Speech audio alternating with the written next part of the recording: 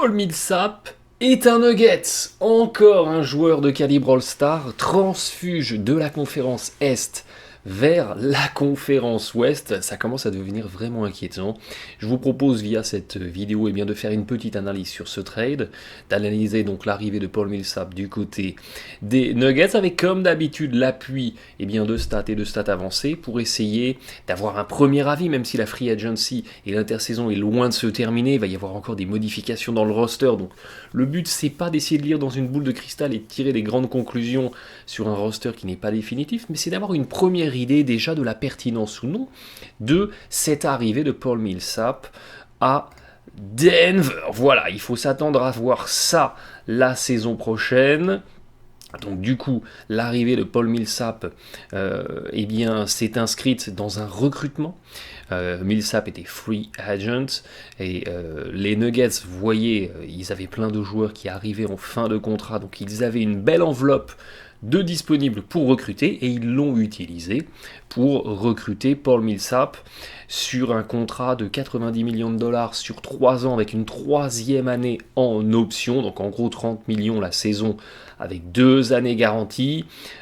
C'est beaucoup, c'est un énorme contrat, mais les Nuggets ne se sont pas non plus tiré une balle dans le pied parce que Millsap est quand même déjà relativement âgé, donc ils l'ont verrouillé là pour 2 ans avec l'enveloppe de salaire dont ils disposaient, donc c'est relativement bien joué.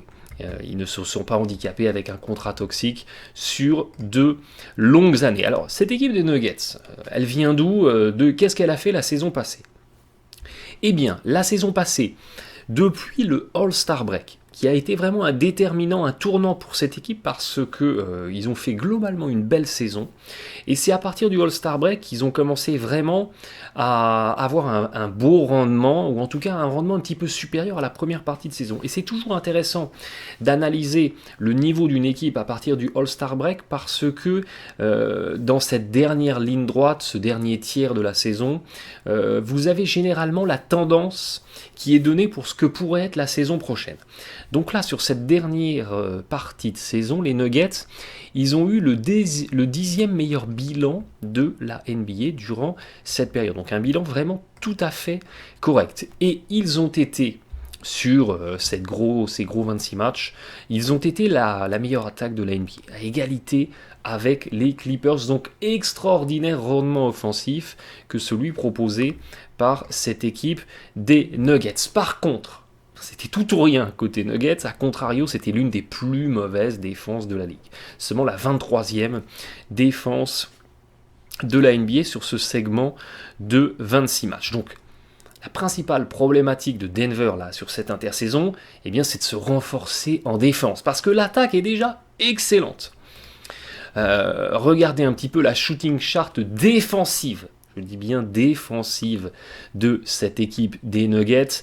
C'est ça qui est vraiment inquiétant, c'est qu'il n'y a aucun endroit du terrain sur lequel les Nuggets défendent mieux que la moyenne NBA. Donc il y a tout à faire en défense. Denver est mauvais dans tous les compartiments de sa défense. Donc ça c'est embêtant. C'est embêtant parce qu'il y a beaucoup de boulot qui attend cette équipe de Denver pour progresser en défense. Alors, ce qui est paradoxal, c'est que c'est une très bonne équipe de rebond. Et généralement, quand vous êtes bon au rebond, ça peut être un petit peu lié, vous pouvez être bon en défense. C'est pas le cas. Les Nuggets, ils sont bons au rebond, mais mauvais globalement en défense. Et ils ont un pourcentage au tir réel, un true shooting percent, qui est très très élevé, qui est très très bon, et qui a généré effectivement cette attaque très très très prolifique. Les Nuggets, ils ont principalement basé leur succès sur une belle utilisation du tir à 3 points. On va tenter plus d'un tir sur 3 derrière la ligne à 3 points et avec un pourcentage de réussite qui est vraiment très très bon, à 36% de réussite. Vous voyez dans le top 10 des équipes qui ont le plus utilisé le 3 points là sur le dernier tiers de la saison, les Nuggets, ils ont le 3e meilleur pourcentage derrière les Warriors et derrière les Cavs. C'est des bonnes références. Donc voilà, on tire beaucoup à 3 points côté Nuggets, on joue vite, c'est une équipe qui a cherché à accélérer le tempo, à jouer très vite, à jouer très très vite. Alors ça c'est traditionnel de l'équipe de Denver, pourquoi?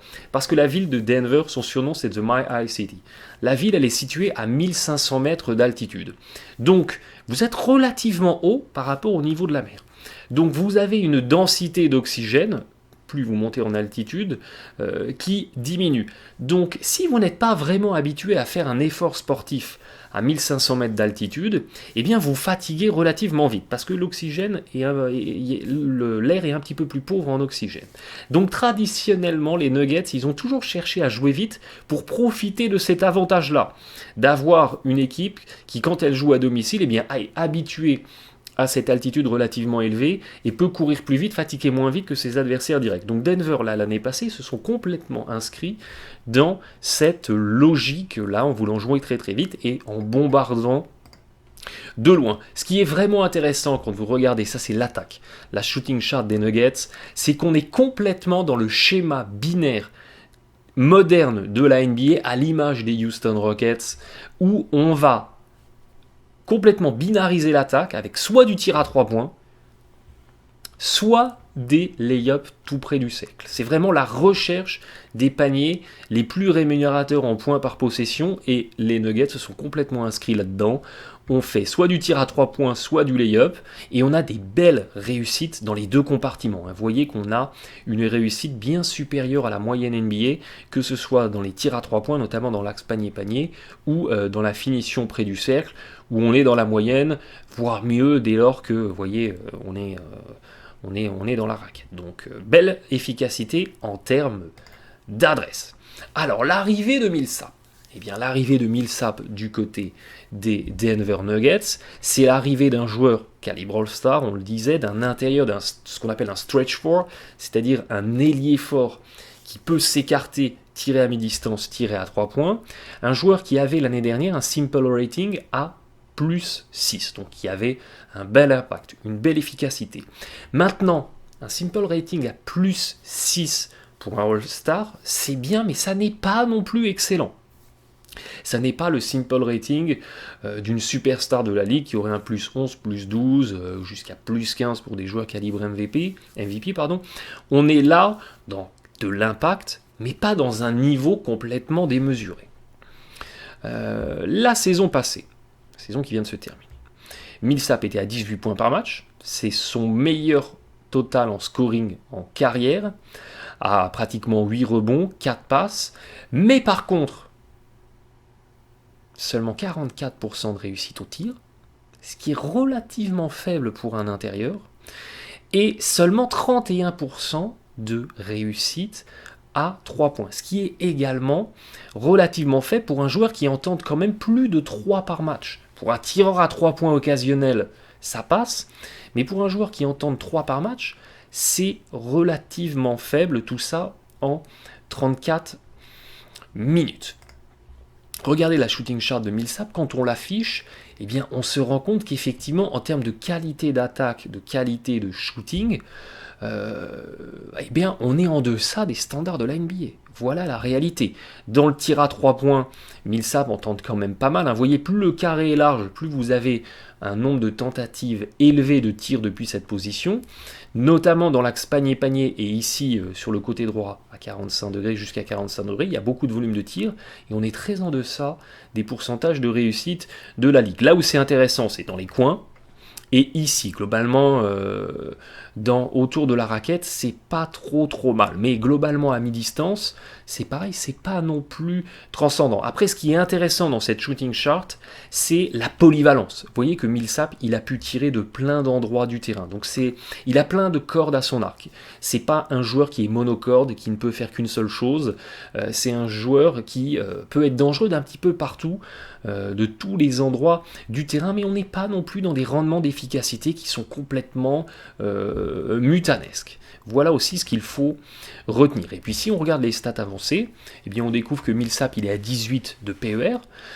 C'est pas mal, mais c'est un petit peu moins que les saisons précédentes, et c'est surtout le moins bon PER depuis la saison 2009-2010. Donc en termes de rendement, Millsap, et bien sur cette année-là, 2016-2017, on n'était pas tout à fait dans les standards des années passées. Donc est-ce que il a quand même déjà 31 ans, est-ce que Millsap est effectivement, ses meilleures années sont derrière lui, est-ce qu'il est en train de dégraisser et finalement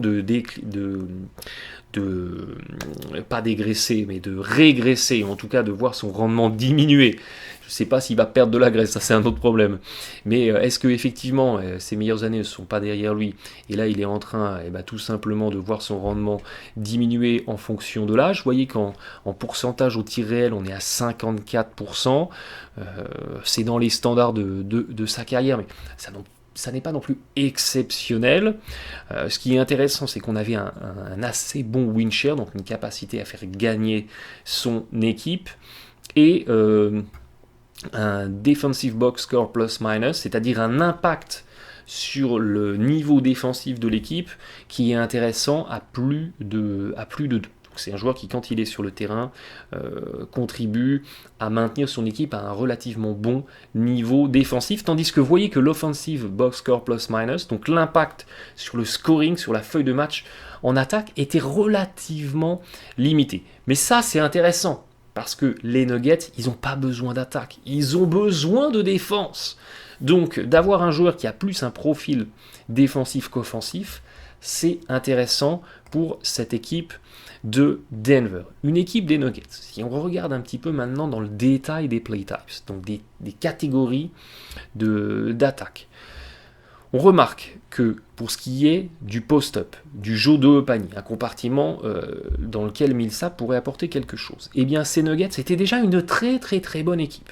Et c'était une équipe qui utilisait pas mal le jeu de haut panier dans son attaque avec un top 10 en usage et un percentile de 97, donc pratiquement la meilleure équipe de la ligue pour ce qui est d'aller scorer de haut panier. Et si on prend Millsap, eh bien on se rend compte que lui il a un percentile de 83, donc ça reste très très bon, et c'est aussi quelque chose qui faisait beaucoup. Donc on maintient ce niveau d'excellence côté Nuggets en accueillant Paul Millsap. Au niveau du pick and roll, poseur de l'écran, autre chose que Millsap pourrait apporter à cette équipe des Nuggets. Donc je pose un écran, j'ouvre, je récupère la passe et je score. Voilà ce que c'est le pick and roll rollman. Cette équipe des Nuggets était là par contre une des équipes qui utilisait le moins le poseur de l'écran dans son attaque. Seulement 6% d'usage, on était dans le top 10 des plus faibles utilisations et un percentile à 80. Donc on l'utilisait peu, mais les rares fois où on l'utilisait, on était efficace. Et bien si on s'intéresse à Millsap, on se rend compte que c'est quelque chose qu'il fait beaucoup. Pratiquement un quart de ses points marqués viennent d'une séquence de pick and roll poseur d'écran, mais qu'il avait un percentile seulement de 20. Donc il y avait 80% des joueurs NBA qui étaient plus efficaces que lui dans les séquences où le poseur de l'écran va scorer. Et ça c'est embêtant. Ça c'est embêtant parce que c'est clairement un compartiment dans lequel Millsap aurait pu apporter quelque chose à cette équipe des Nuggets, mais c'est pas quelque chose dans lequel, en tout cas l'année dernière, il a excellé. Et puis si on regarde les spots, donc les fameux tirs de champ, les catch and shoot, les réceptions tirs ou les tirs en sortie de dribble, vous voyez que cette équipe des Nuggets, eh bien, elle avait un taux d'utilisation dans la moyenne à pratiquement 20% et un percentile à 60. Donc on était dans la moitié supérieure en termes d'efficacité sur les tirs de champ. Et si on regarde Millsap sur les tirs de champ, c'est quelque chose qu'il faisait aussi également beaucoup, pratiquement 20%, une possession sur 5, et il n'a un percentile que de 36. Donc on est dans le plus mauvais tiers de la NBA, pour schématiser, en termes d'efficacité sur les tirs de champ, côté Paul Millsap. Donc ça peut être un petit peu embêtant, parce que cette équipe des Nuggets a basé son succès sur un très bon rendement offensif, et en accueillant Paul Millsap, il n'accueille pas particulièrement un joueur extrêmement efficace dans son apport offensif. Donc on peut considérer que ça peut un petit peu faire baisser le rendement offensif de cette équipe des Nuggets, même si Millsap est un joueur calibre All-Star, et même s'il était pratiquement à 20 points par match, on vient de voir que son rendement offensif en termes de productivité, d'efficacité pure, eh bien était un petit peu en deçà du rendement moyen de l'équipe des Nuggets. Si on regarde maintenant la défense, alors c'est très très compliqué d'avoir des statistiques sur l'apport défensif d'un joueur en particulier, parce que la défense se fait toujours à 5. Vous ne pouvez pas défendre en isolation, vous ne pouvez pas défendre tout seul dans le basket. Autant vous pouvez attaquer tout seul, c'est je prends la balle, les 4 autres, vous vous poussez et je joue en isolation, autant vous ne pouvez pas faire ça en défense. Donc c'est toujours très compliqué d'aller chercher une stat qui va vous donner l'impact exact d'un joueur en défense. C'est toujours plus ou moins flou, c'est toujours contextualisé, c'est toujours compliqué. Mais si on regarde le tracking en défense, eh bien, de la défense de Paul Millsap, là on est sur Millsap, on remarque qu'en moyenne, les adversaires directs de Millsap tirent à 46% et que quand ils étaient opposés à lui, ils tirent à 47%. Donc, on ne peut pas considérer qu'il a un impact défensif vraiment énorme. On a vu précédemment que quand il était sur le terrain, globalement, il avait quand même un impact positif, c'est-à-dire que l'équipe défensivement eh bien, tenait la route, et c'était mieux quand il était sur le terrain que quand il était sur le banc. Donc c'est pas non plus un mauvais défenseur, mais c'est pas non plus le stopper défensif de l'année. Et ça pour une raison toute simple, c'est que Paul Millsap, il est relativement ce qu'on appelle undersize. Paul Millsap, il a exactement le même gabarit qu'un LeBron James. Vous me direz, c'est un super gabarit. Sauf que comme il joue tout le temps intérieur, et que eh bien, il doit se retrouver parfois face à des pivots ou face à des ailiers forts vraiment bruts de décoffrage classique, eh bien il peut souffrir un petit peu de son gabarit et de sa taille un tout petit peu moins élevée que celle de ses adversaires directs, ce qui fait que c'est pas le stopper défensif de l'année. Et quand on regarde cette équipe des Denver Nuggets sur la saison passée, 2016-2017, et qu'on regarde par poste, là où ils ont dominé et là où ils ont été dominés. Vous avez ici la production par poste des joueurs des Nuggets et ici la production par poste des adversaires directs. Eh bien on remarque qu'il y a un énorme différentiel, une énorme disparité entre le backcourt des Nuggets qui a été complètement dominé, et notamment le poste de meneur où vous voyez ils ont un différentiel de PER de productivité à pratiquement moins 8, et le front de court où cette équipe de Denver eh bien, s'en est très très bien sortie et a fait mieux que les adversaires directs. Et paradoxalement, là où les Nuggets avaient le meilleur différentiel, c'était sur le poste d'ailier fort, le poste où eh bien, Millsap va le plus jouer, là où il vient d'être accueilli. Donc, mon avis, c'est que cette équipe des Nuggets, en recrutant Millsap, c'est toujours très très bien d'accueillir un joueur All-Star, donc il n'y a aucun problème là-dessus. Mais Millsap ne vient pas compenser les grosses faiblesses de cette équipe des Nuggets, et il arrive finalement dans un schéma où les Nuggets étaient déjà très très bons.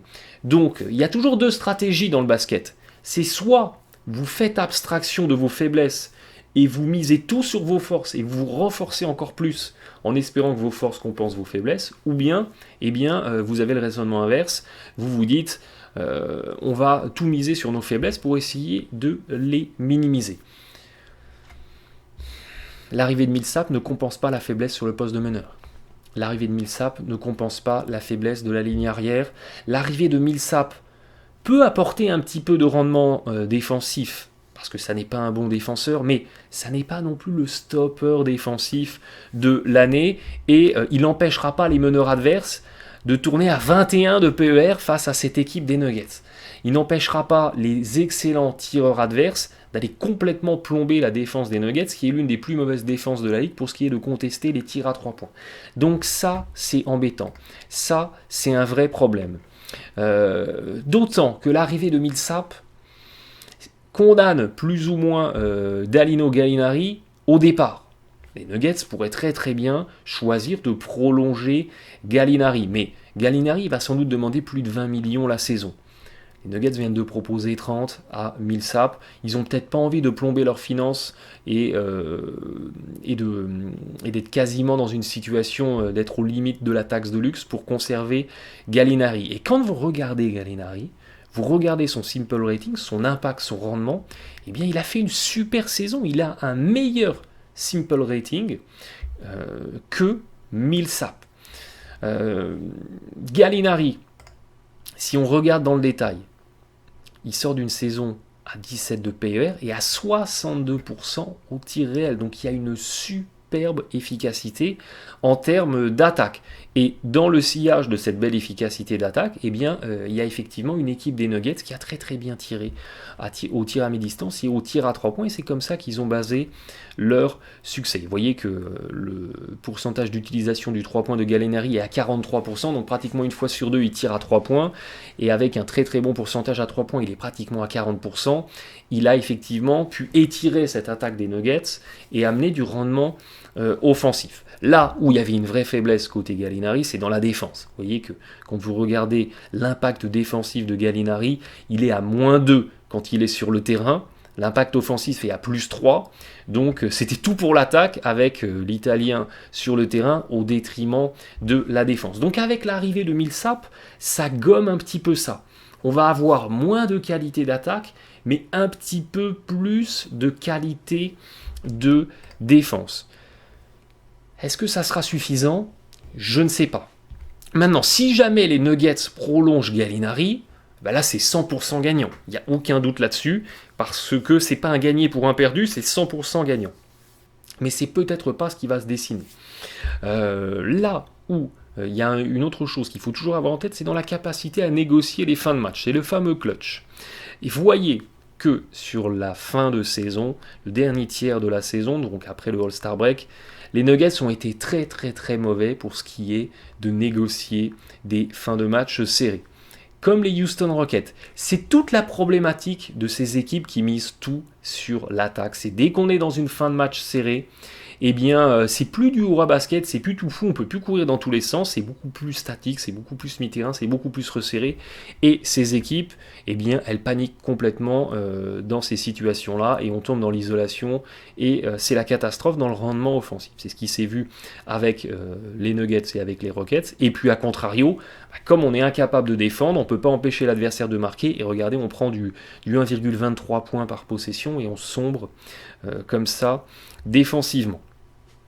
Ce qui est intéressant avec l'arrivée de Millsap, c'est qu'on accueille côté Nuggets un joueur qui a fait preuve d'une belle efficacité dans le money time, dans les clutch statistiques, avec une équipe des Hawks qui s'en est très bien sortie dans les fins de match serrés, et un Millsap qui a été relativement correct. Maintenant, à 43% en pourcentage au tir réel, ça reste relativement faible, mais il y a globalement une belle capacité à fixer, à provoquer les fautes, à faire des bonnes passes. Donc globalement, on a un joueur solide qui ne va pas paniquer dans les fins de match et qui peut apporter des solutions. Ça, c'est intéressant, surtout pour une équipe comme une équipe des Nuggets qui a mal négocié ses fins de match précédemment. Et puis, on a accessoirement aussi un joueur qui sait un minimum défendre et qui va pouvoir sauver un peu du naufrage la défense des Nuggets dans les fins de match. Toujours est-il que là, présentement, cette équipe des Nuggets est un petit peu déséquilibrée. Dans la mesure où Gallinari partirait et serait donc remplacé par Millsap sur le poste 4, on a quand même une rotation intérieure où on a Jokic, Millsap, Farid, Hernan Gomez, Plumlee, Arthur. Ça fait beaucoup pour seulement 2 postes. Et à contrario, sur le poste de l'ailier, on n'a plus que Wilson Chandler, il faudrait basculer après Gary Harris ou pourquoi pas Will Barton, et puis c'est sur le poste de meneur où on a une vraie faiblesse. Donc l'équipe est encore un petit peu déséquilibrée, c'est pour ça que je vous dis attendons de voir, parce que c'est pas impossible qu'il y ait des trades qui se montent, que Kenneth Farid soit échangé, on va suivre tout ça, mais pour l'instant c'est un petit peu déséquilibré, et l'arrivée de Millsap ne corrige pas la donne, ne corrige pas la situation. Donc pour conclure, mon avis, je suis relativement mitigé. Je ne considère pas que c'est un mauvais choix, mais je ne considère pas non plus que c'est l'acquisition qui va permettre à cette équipe des Nuggets de franchir un palier et de survivre à la conférence Ouest. C'est une bonne pioche. Clairement, on apporte un petit peu de qualité de défense au détriment de qualité d'attaque. Et pourquoi pas, parce que les Nuggets, ils avaient cruellement besoin de progresser en défense, mais ça sera un gagné pour un perdu. Et finalement, ce que les Nuggets vont gagner en défense, ils vont le perdre un petit peu en attaque, ça va se rééquilibrer, mais est-ce que ça permettra à l'équipe de vraiment mieux performer que la saison passée où ils étaient partis avec le groupe qu'ils avaient monté pour très très bien performer? Ça sera à suivre. Une nouvelle fois, comme souvent, la clé, elle va vraiment être entre les mains des jeunes joueurs. Est-ce que Moodier va enfin réussir à trouver un peu d'efficacité? Est-ce que Will Barton, Gary Harris, Jamal Murray vont parfaitement réussir à encore progresser et à trouver du rendement? Est-ce que Jokic va réussir à maintenir son niveau absolument incroyable? La clé, elle est plutôt là.